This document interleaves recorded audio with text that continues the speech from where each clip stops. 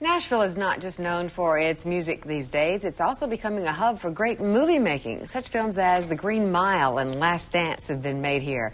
And soon Nashville will be the backdrop for the Robert Redford film, The Castle.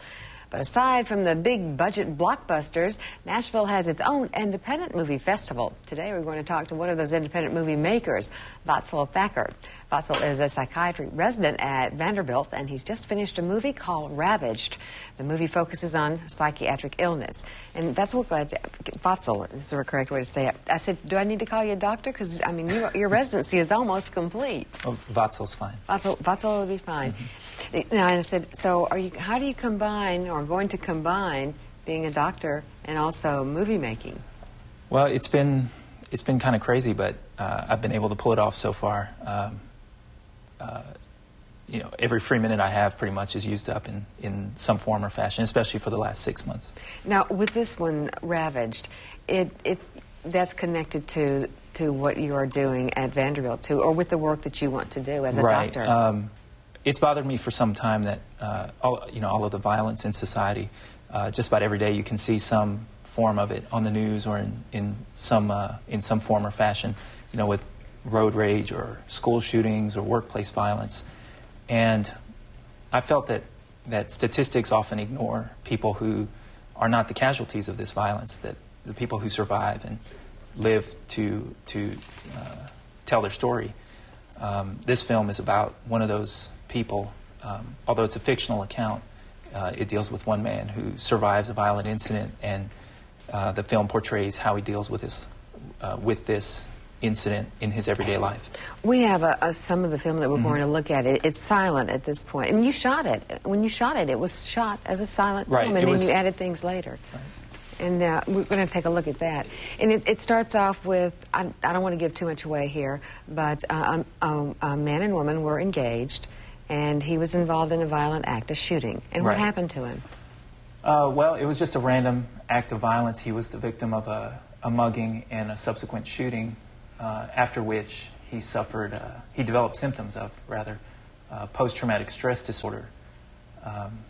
Traditionally, this illness has been associated with combat veterans, but in this day and age, it's becoming more and more associated with everyday events, quote-unquote, such as violent incidents like this.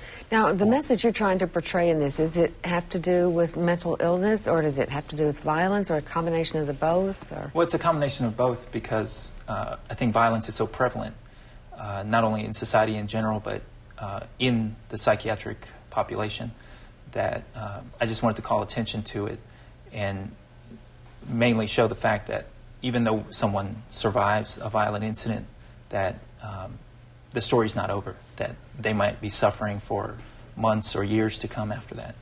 And does it offer some way that there is hope, or that there is a way to get help?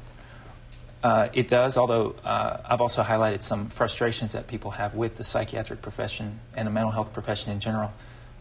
But I think one of the main psychiatric messages that I wanted to portray in this film was that if someone is suffering after a violent incident, and that could be in the form of simple insomnia or depression, anxiety, but some of the issues brought up in the film are nightmares, vivid flashbacks, that their suffering could be eased and or alleviated by seeking mental health treatment.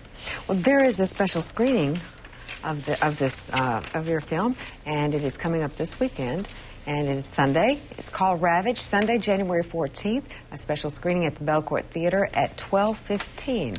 And I'm sure you're going to be there, aren't you? On the front row. So I'm sure you are.